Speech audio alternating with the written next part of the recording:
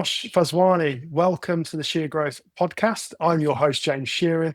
On this episode, we have the owner of Egnite Marketing, based out of Dallas and Texas in the United States. And it's great to have you on the podcast today. Tell the audience who you are, what you do, and how you started your agency. Sure. Thanks, James, for having me on the podcast. I appreciate that. I started my agency about 8 years ago. I went to school for marketing and then I worked as a marketing manager, director for other large companies and brands. And in my career, I got laid off twice, which made me pause and see for myself what's my growth in the future and where I want to be. Where I saw a gap was a lot of small businesses require a lot of marketing help and they potentially can't hire or get someone in-house. So I saw that gap. I decided that that's what I wanted to do. Initially, I was only offering SEO because that was my background and I had a lot of experience in SEO. Over time, I've added lead generation, which has become my primary service. Paid ads through Facebook, Instagram, Google ads. That's my primary service. And that's what I've been doing for the past 8 years. That's fantastic. And it's funny you said about being laid off, which drove you into building your own business. I was laid off during my career 5 times. The last one being during the pandemic. I was working for an events marketing agency in London. My biggest client was Meta. And we did the VR headsets for Oculus. We did all the technical demonstrations across the world. It was a 7-figure account that contributed to about 80% of the revenue within the business.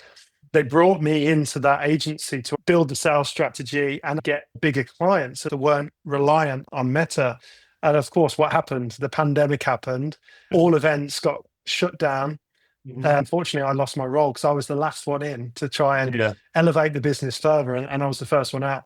Luckily, they put me on a furlough. And that's what drove me into actually launching my own agency. So there's some synergies there. That's why when you said that, it rung true. So thank you for sharing that. And then in terms of your business, how long has it been going for now? And could you tell me what does a typical day look like for you? Yeah, so there is no typical day, honestly. There's a visit, as you probably know, in an agency, you're wearing multiple different hats. It's a combination of prospecting, right? Whether it's following up with leads that have come in through social channels or website or just paid ads, whether it's fulfilling some of the work that needs to happen.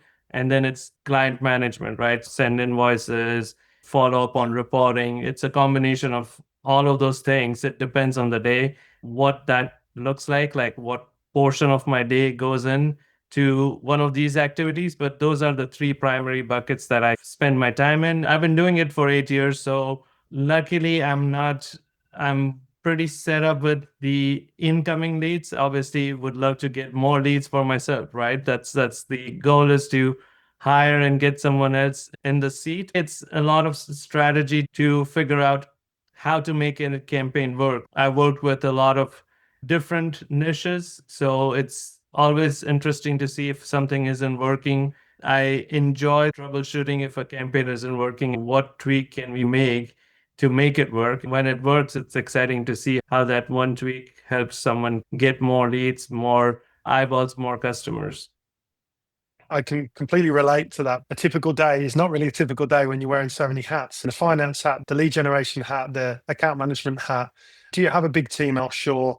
Do you use contractors? How does the layout of your team look? Yeah, so I have a few contractors that I contract out some of the more technical tasks, like a WordPress website. I can do a basic WordPress website, but if there's more involvement, then I have a developer and a graphic designer. If I have a more in-depth Google Ads campaign, which requires more than one person, I have a contractor who helps me out. I have a few contractors who I work with on a regular basis for graphic design and certain other specialties. That's not my core strength, but for client facing, I'm their go-to person. I'm managing that on the back end to make it work, but it's project based, not ongoing for any of them. In terms of industry trends, there are new things going on. AI is obviously a big trend at the moment. What are the major shifts that you're seeing in your industry right now? AI is definitely making a lot of things a lot easier. And that's definitely helping, especially smaller, like one man, two man shows like myself, to do a lot more than we used to do in the past. So the biggest shift on the SEO side is the traffic is plummeting for across the board for larger brands, smaller brands. If you kind of looking at the market trends, you will see that the AI overview on Google is taking away a lot of clicks from established websites. Some of the bigger names, even like HubSpot, have seen their website traffic plummet because people are just searching, looking at the AI overview on Google and not clicking through to the websites. That is a trend that we, as an agency or as a marketing industry and as a whole, has to kind of come to terms with. But on the flip side, local SEO hasn't seen that big a drop versus some of the larger national brands or informational websites because the intent is pretty clear, like a plumber near me or the best restaurant near me. The language learning models are not presenting a rich interface or rich results for something like that. For local businesses, we're still seeing SEO go strong. It's definitely reshaping the SEO landscape for sure. So is that affecting your clients on that aren't local? So if you've got clients further afield with the SEO service that you offer, is that impacting that quite significantly, or are you shifting towards other services, or just trying to battle that AI interface that Google has? Yeah, so we are battling it by doing a lot of LLMs seeding, which is basically trying to get ahead and get our clients to show up on ChatGPT, Perplexity, Gemini, and all of those. So that's where we are shifting our approach. Basic good SEO still works because that's what everything is based on. It's provide right content, answer certain questions, be direct, don't have fluff around your content, but how we tailor it for the LLMs is what we are doing on our end for the larger clients or the educational clients where the audience is broader. Now, for local clients that we have, what we are focusing more on is basically restructuring their website because some of these websites have been around even 2 years ago. The meta tags or the structure set up correctly for the LLM model, right? So how do we send the right signals to them? Depending on the client, on the engagement, sometimes we will work in chunks, like we might just redo the homepage first and then go deeper into some of the other pages. If it's a smaller site, we can just revamp the website with the right technical aspects so that we are getting ahead of the curve and not left behind.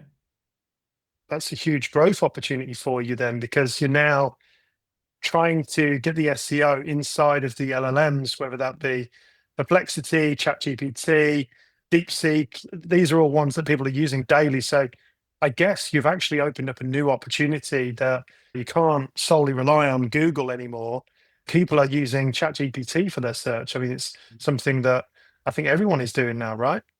Right. Yeah, absolutely. So there is definitely an opportunity. Just like everything else, small businesses are behind that curve because they say this is not going to stick or they don't see the urgency to get into it now. The clients we have, we are working with them, but I've found that when I'm talking to a smaller business who doesn't understand the shift, they still think, oh, I don't need to be there or put effort into it. So that's a challenge, but that's a challenge that I think will get easier as time progresses and as small businesses see a drop from Google, which will eventually happen as all of these models become more and more localized and enriched with local data.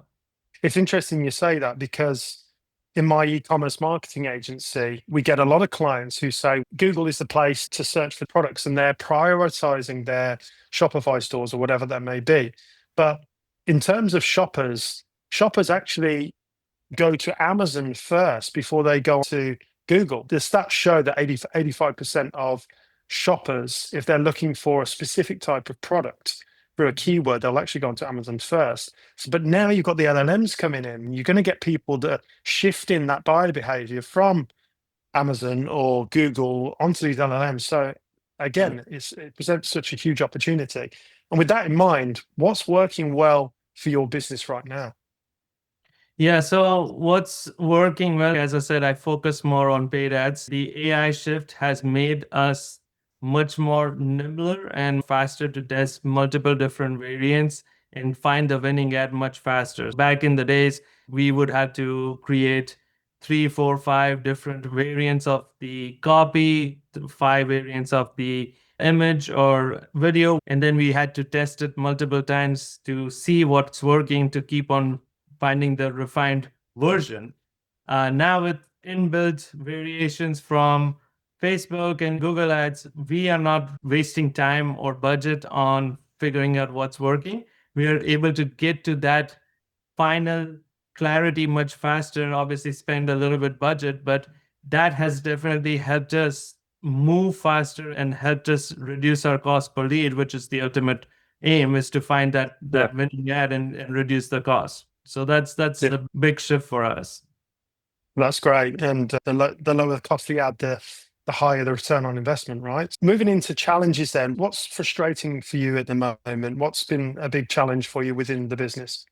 Yeah, I think the part that I just talked about previously is communicating the value of getting in front of these LLMs. A small business owner is now kind of questioning, why do we need to have you as a marketer write a copy when I can go to ChatGTP, right?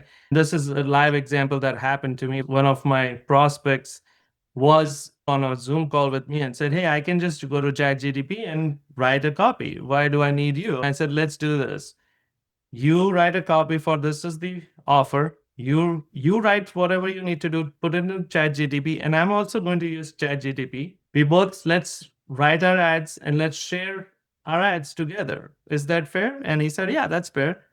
So he wrote his thing on ChatGTP, I wrote mine, and we shared each other's ad. And within the first three lines, he's like, "Oh, yours is so much better. I get it."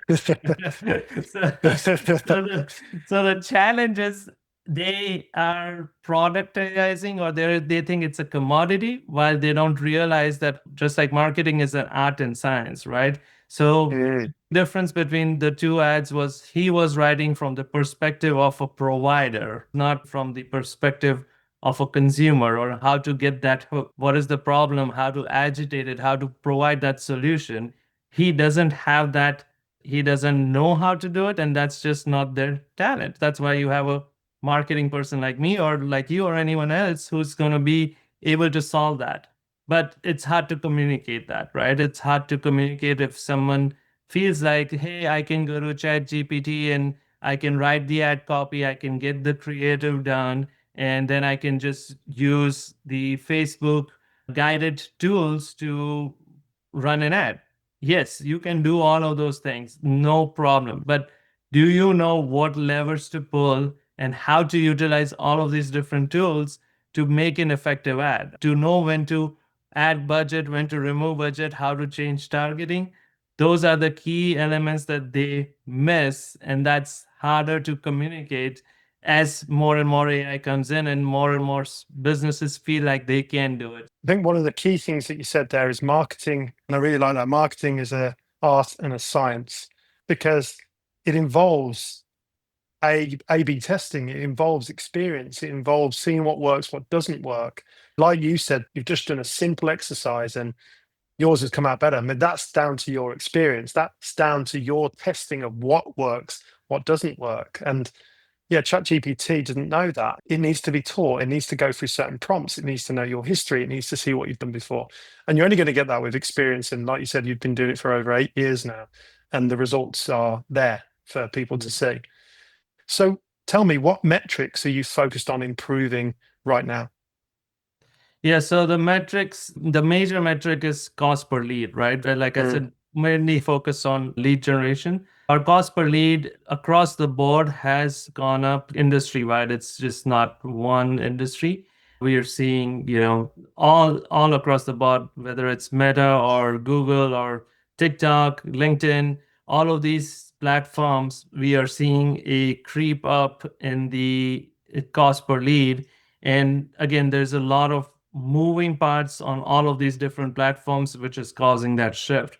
So The goal for us is to kind of be smart about, especially with, the privacy policies that are going into effect all the time, and the targeting has become a lot tougher. So the way to move ahead is obviously to get first party data and not rely on just the data that Google or Facebook has. Using first party data gets you ahead of others, and then using it smartly. But the goal is to obviously, we are seeing that increase in cost per lead across the board, and trying to bring that within range or within reasonable numbers is my primary focus, and that's what we focus on. Excellent. Thank you for sharing that. So, if we talk about your future goals, where do you want to be in the next 6 to 12 months from now? Yeah, so ideally keep growing the way I'm growing, add more folks, more clients, but be more targeted into certain niches. I've worked with 32 different niches, all kind of B2C consumer facing. That's my primary focus. Ideally, I would like to bring in a team member to be a co-partner or owner with me who has similar skill sets or is more sales oriented. I'm sales oriented, but that's not something I enjoy. So I would love to have someone who can do the sales while I do the fulfillment. I've partnered with a few other folks in the past on project basis, but would love to bring on someone full time so they can be the salespeople and I can be the fulfillment partner.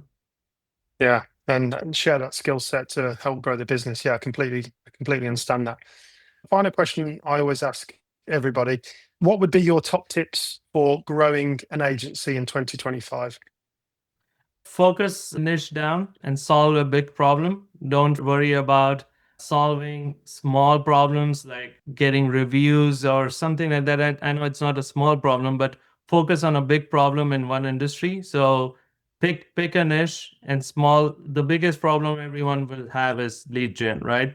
But go deep into one particular industry and one particular segment. And if you go deeper, you'll attract more clients because you will be able to show results and be comfortable talking their language. And again, use AI. AI is there for everyone. Use it smartly, and you can potentially be much more agile and faster than your competition who's not using it.